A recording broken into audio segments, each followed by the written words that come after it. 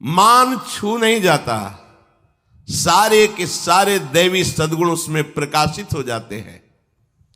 पर आप ध्यान रखना, यदि उनकी आज्ञा में नहीं चल रहे, मनमानी आचरण कर रहे, तो दीपक तले अंधेला बना रहेगा। दूर के तो प्रकाश ले जाएंगे, नजदीक वाले अंधेरे में बने रहेंगे। क्यों? आज्ञा का पालन नहीं। बिना चाहे बिना मांगे कीमती वस्तु मिल जाए तो उसका आदर नहीं होता। जब बहुत दौड़ भाग करके एक बार झलक मिल जाए तो अपने को कृतार्थ मानते हैं, क्योंकि उनके हृदय में भाव जागृत हुआ, एक बार इन संत को देख लूं, नजदीक से प्रणाम कर लूं, अहो वो फूल जाते हैं, अहो भाग्य। और जो संत के प्रभाव के भोक्ता बन गए, प्रभाव, उनके प्रभाव से अच्छी वस्तुएं आना, उनके प्रभाव से सम्मान मिलना, उनके प्रभाव से अयोग्य होने पर भी प्रतिष्ठा होना, वो फिर संत की वास्तविक महिमा में प्रवेश नहीं पाता। ध्यान देना, संत के प्रभाव का भोगी कभी संत की महिमा को नहीं जान पाएगा, ना संतत्व उसमें आ पाएगा। उनके प्रभाव को हमें भोगना नहीं है, हमें उनकी आज्ञा पर वैसे ही प्रभाव वाला बनना है।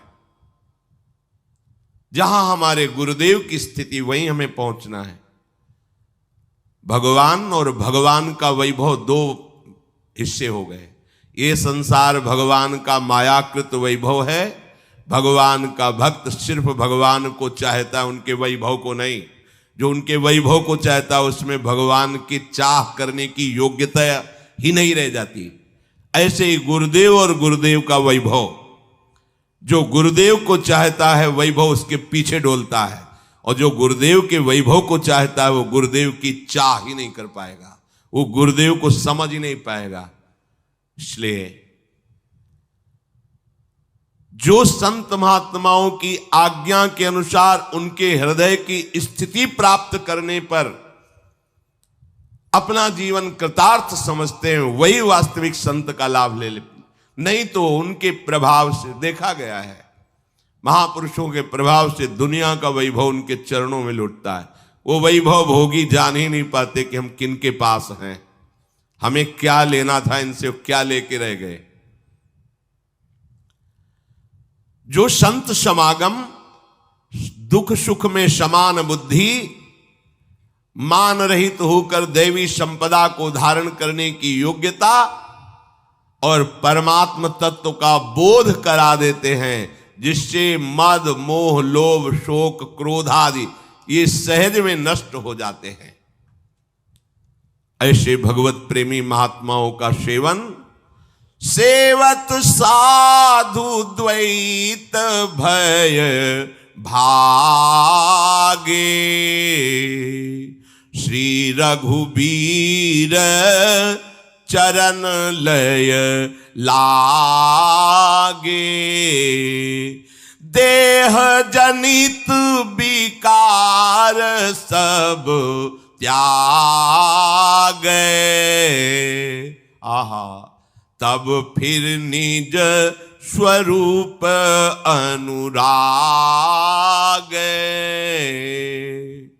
अनुराग सो निज रूप जो जगते विलक्षण देखिए, संतोष सम शीतल सदा दम देहवंत न लेखिए, निर्मल निरामय एक रस तेहि हरस शोक न व्यापई, त्रैलोक पावन सो सदा जाकी दशा ऐसी भई। गोस्वामी जी कह रहे, जब हम भगवत प्रेमी महात्माओं का सेवन करते हैं तो द्वैत भ्रम भाग जाता है। द्वैत भ्रम, प्रभु के सिवा कोई और है, कुछ और है, ये बात खत्म हो जाती है। संत समागम का सीधा फल है भगवत तत्व में स्थित हो जाना। सर्वत्र अपने आराध्य देव के दर्शन होने लगते हैं संत आज्ञा का पालन करने पर। प्रभु के चरणों में अविरल भक्ति, अखंड प्रीति, अव्यावृत भजनात्, अखंड भजन तन्मया, हर समय स्थिति प्रभु में, ये संत समागम का फल। शरीर और शरीर से उत्पन्न हुए सारे विकार संत समागम से शांत हो जाते हैं। जैसे भगवान सूर्य के उदय होने पर अंधकार नहीं रह जाता, ऐसे ही संत के वचन जब आपके हृदय में प्रकाशित होंगे तो अज्ञान अंधकार नहीं रह जाएगा। वचन, खास बात संतों की कृपा उनके वचन हैं, जो अनुभव से भरे हुए वचनों को स्वीकार कर रोज सत्संग सुनते हैं, मनन नहीं करते, आचरण में नहीं उतारते, तो स्थिति वही है, कोई फर्क नहीं पड़ता। ऊसर बरसई तृण नहीं जामा, उनके हृदय में भक्ति उपज ही नहीं रही। क्यों? मानना ही नहीं। कैसी भी सत्संग के लिए प्यास होनी चाहिए। पूज्य राधा बाबा महाराज ऋषिकेश में, गठिया बात है, चल नहीं पा रहे, सत्संग रेत में हो रहा था गंगा जी की, तो जो सेवा में थे कहा भैया मुझे सत्संग में पहुंचा दो। वो सेवा करते करते कभी सेवकों में थोड़ा सा कड़ुआ भाव भी देखा जाता है, हो जाता है। पूज्यपाद उड़िया बाबा जी की सेवा में बाबू राम शाह जी रखते थे, बड़े बड़े आचार्य कोटि के महापुरुषों को भी कटुवचन बोल देते थे। तो एक बार शंकराचार्य जी ने विचार किया कि इतने बड़े महापुरुष के पास ये ऐसा कटुभाषी क्यों रहता है, इसका सुधार होना चाहिए, बाबा से कहेंगे। जब उन्होंने एकांत में देखा कि बाबा की परिचर्या सेवा में ऐसे मगन, तो उन्होंने कहा कि राम शाह जी, आपके प्रति हमारी ऐसी भावना हो गई थी कि इतने बड़े महापुरुष के पास रहते तुम्हारा कटु भाषण और एक कटु चेष्टा, तो हम आपसे ही पूछते हैं ऐसा क्यों? बोले बाबा की कृपा से हमको प्राप्त हुआ है कटु भाषण। और अगर ये हमारे अंदर पहले से होता तो मैं जानता, लेकिन ये बाबा के संग से मिला है और बाबा के लिए मिला है। क्योंकि वो राम शाह जी बाबा को माता की तरह दुलार करते थे, जैसे माँ अपने बच्चे को। इतनी भीड़, इतना, अगर कटु व्यवहार न करे तो एक क्षण भी बाबा को विश्राम करने को न मिले। वो हर समय जैसे माँ अपने बच्चे को, ऐसे बाबा का। बाद में शंकराचार्य जी ने लिखा कि मैंने उनके चरणों में बार बार प्रणाम किया, उनकी भावना और उनकी सेवा देख करके। ये जो कभी कभी कड़ुआहट देखने को मिलती है, उसमें प्रियता होती है। अपने लोग 1 मिनट के लिए आए हैं, जैसे 10,000 लोग खड़े हो, आपने हाथ जोड़ा एक बार, लेकिन उस महात्मा को 10,000 बार हाथ जोड़ना है। ये सोचा तुमने? तुमने एक बार गर्दन झुको, 10,000 बार गर्दन झुकाएगा, क्योंकि 10,000 लोग हैं। तुम एक बार हाथ जोड़ के रह गए, वो 10,000 बार जोड़ेगा। ये तुम नहीं जान रहे, ये उसको जो उनको सुख पहुंचाने में वो देख रहे हैं कि 10,000 बार इन्होंने हाथ जोड़ा, अरे चलो हटो, दूर हटो। अब आपको लगे कैसे कड़ुए, हम तो भाग कर इतनी दूर से दर्शन करने आए, ये कैसे बोल। बहुत सावधानी। तो राधा बाबा से कहा कि आपको जाना है तो चले जाओ, हम सेवा से थक गए, हम आपको नहीं ले जा पाएंगे। तो उनका तुम क्या समझते हो, श्री कृष्ण मुझे इतना भी सहयोग नहीं करेंगे कि मैं सत्संग पहुंच जाऊं? सत्संग नहीं छोड़ सकता। आंसू आ गए बाबा के और कहा हे कृष्ण, मैं और कुछ नहीं मांगता, बस मुझे इतनी दो सामर्थ्य कि मैं घसीलता हुआ सत्संग पहुंच जाऊं। और बाबा ने डंडा उठाया और घसीलते हुए, कष्ट सहते हुए। इस बात से पता चला कि सत्संग की क्या महिमा है। इतने बड़े महापुरुष जो स्वयं सत्य में स्थित हैं, उनको किसी के सत्संग की जरूरत है, लेकिन वो सत्संग में जाते हैं। है कोई साधु समागम में ऐसा रस जिसके लिए सिद्ध महापुरुष भी सत्संग करते हैं। संतों का सेवन करने से शरीर के सारे विकार छूट जाते हैं। आप रोज सत्संग करते हैं, आप में फर्क नहीं पड़ रहा, मतलब है कि आप सत्संग के प्रति महत्व बुद्धि नहीं रखते। इन महापुरुषों को देखो, नित्य निरंतर प्रतिक्षण भगवदाकार स्थिति है सनक सनंदन सनातन सनत कुमार की, पर सत्संग से बिलग नहीं रह सकते। 3 श्रोता बन जाते, 1 वक्ता बन जाते, होता रहता है। अंबाजी श्रोता बन गई, महादेव जी वक्ता बन गए, हजार हजार वर्ष कथई चल रही है। आप ऐसे भगवत कृपा प्रसाद रूप सत्संग को प्राप्त करके अपना परिवर्तन नहीं कर पा रहे, मतलब आपकी प्यास नहीं है भगवत प्राप्ति की। नहीं तो कैसी बात, सत्संग मिले और परिवर्तन ना हो। कह रहे संतों का सेवन करने से द्वैत का भय भाग जाता है, सर्वत्र परमात्म बुद्धि हो जाती है, प्रभु श्री हरि के चरणों में प्रेम हो जाता है, वो ध्यान में आने लगते हैं, शरीर के सारे विकार अपने आप नष्ट हो जाते हैं। जो आज्ञा पालन साधन कर रहे हैं वो साधक जन देखें तुम्हें कौन सा विकार सता रहा है। आप देखो जैसे किले के अंदर सुरक्षित हो, बाण प्रहार हो रहा है, वो दीवार ही अपने आप उन बाणों को सह के बाहर ही नष्ट कर रही, ऐसे ही आपके ऊपर गुरु कृपा कवच है। आप मनमानी आचरण करेंगे तो किले के बाहर हो गए हैं, अब आप वार झेल नहीं पाओगे। ये काम क्रोधादि के ऐसे वार हैं कि बड़े बड़ों को परास्त कर देते हैं। अगर बच पाया है कोई तो गुरु कृपा कवच से निर्विकार, गुरु कृपा ही केवलम केवलम, और वो गुरु श्री हरि श्री प्रियाजू हैं और हम पे बड़ी कृपा है, बस हम बात मान ले। जो गुरु सेवी संत सेवी होता है उसको अपने स्वरूप की प्राप्ति के लिए ज्यादा प्रयास नहीं करना पड़ता। देखो मानी संख्या से सवाल हल कर लो, सब जगह भगवान है ऐसा भाव तब आएगा, पहले एक जगह भगवान है ऐसा मान लो, अपने हृदय में मान लो, गुरुदेव में मान लो, श्री विग्रह में, एक जगह जहां मानो पक्का मान लो। मानी संख्या गुरुदेव साक्षात पर ब्रह्म, क्योंकि आपकी ही मानी नहीं, शास्त्र आज्ञा कर रहा है, गुरुर् ब्रह्मा गुरुर्विष्णु गुरुर्देव महेश्वर गुरु साक्षात पर ब्रह्म तस्मै श्री गुरुवे नमः। अब सवाल हल हो जाएगा। पर यहां पर ब्रह्म नहीं मान रहे, शरीर सुख सुविधा का एक प्रधान हेतु मिल गया है।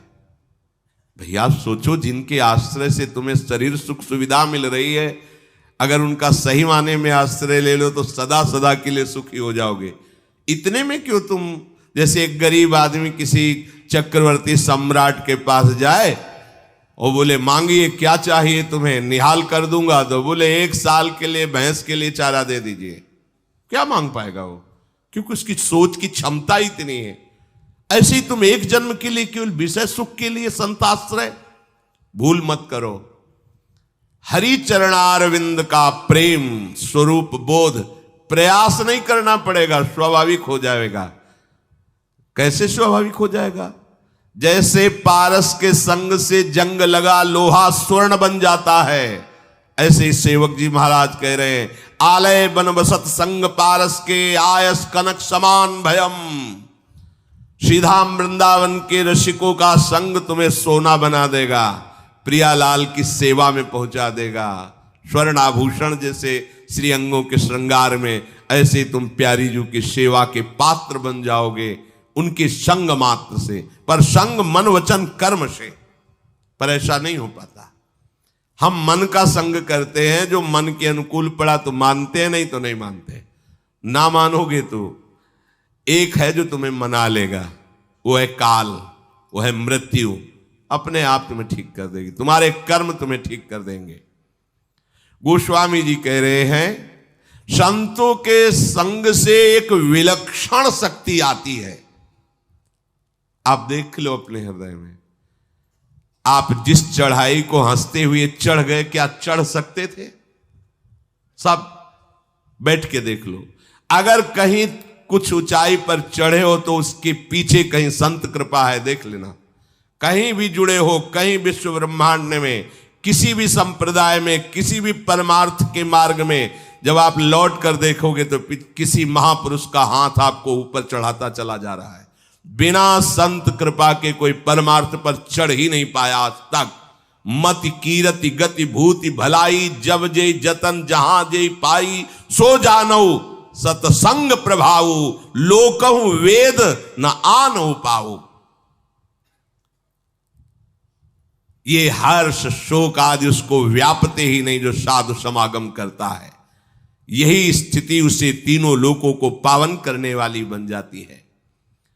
तो गोस्वामी जी कह रहे, जो तेहि पंथ चले मन लाई,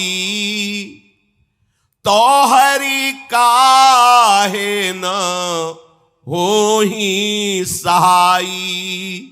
जो मार्ग श्रुति साधु दिखावे, तेहि पथ चलत सबे सुख पावे। पावे सदा सुख हरि कृपा, संसार आशा तजी रहे। सपने हूं नहीं सुख द्वैत दर्शन, बात कोटिक को कहे। दुज देव गुरु हरि संत बिनु, आहा ध्यान दीजिए, दुज देव गुरु हरि संत बिनु, संसार पार न पाइए। यह जानि तुलसीदास, त्रास हरन रमापति गाइए। गोस्वामी जी कहते हैं, ये जो हरि भक्ति का मार्ग आपको मिला, जो सत्संग मिला, साधु समागम मिला, मन को मार करके इस मार्ग में चलो। इस मार्ग में मनमानी नहीं चला जाता, मन को मारा जाता है। जो मन को मार के चलता है तो भगवान उसकी सहायता के लिए हर समय साथ रहते हैं। हर समय पग पग पर अनुभव होता है कि भगवान कितनी कृपा करते हैं। जो वेद मार्ग, गुरु मार्ग, संत मार्ग एक ही शब्द के पर्यायवाची हैं। चाहे वेद मार्ग कहो तो वही संतों के हृदय में अनुभव में आया है, वही गुरुदेव के हृदय में आया है। चाहे गुरु मार्ग कहो तो वो वेदों में लिखा है, वही संत जन पालन कर रहे। चाहे संत मार्ग कहो तो वही गुरु के हृदय की बात है, वही वेदों की बात है। तीनों प्रमाण एक मिलने चाहिए। संतवाणी, गुरुवाणी और भगवद वाणी तीनों एक ही होनी चाहिए, तभी माना जाएगा आपको सत्य वस्तु का साक्षात्कार हुआ है। अगर शास्त्र प्रमाणित वाणी नहीं है, गुरुवाणी से मिलती नहीं है, संतों की वाणी से मिलती नहीं, तो तुम्हारी मनगढ़ंत है, उसे नहीं माना जाएगा। तस्मात् शास्त्रम प्रमाणम, तुम्हें जो अनुभूति हुई है वो शास्त्र से युक्त होनी चाहिए। आज तक कोई ऐसी स्थिति नहीं है जो शास्त्रों में वर्णन नहीं।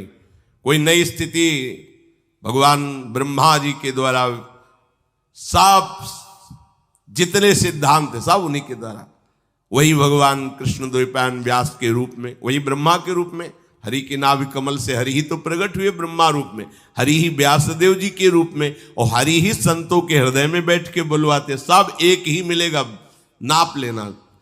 तुम्हारी पहुंच हो तो शास्त्रों में ढूंढ लेना, संत की सरल भाषा भी वेद सूत्रों में लिखी होगी, या वेद सूत्रों की गूढ़ भाषा संत की सरल भाषा से प्रकट हो रही होगी। बस आप निष्ठापूर्वक पकड़ लें। संतों ने जो मार्ग दिखाया है, गुरु ने जो मार्ग दिखाया, उस पर चलना ही सब सुखों की प्राप्ति है। पर गुरु मार्ग पर चलना बहुत कठिन होता है, क्योंकि उसमें मन के विरुद्ध चला जाता है। मनमानी चलना बहुत अच्छा लगता है।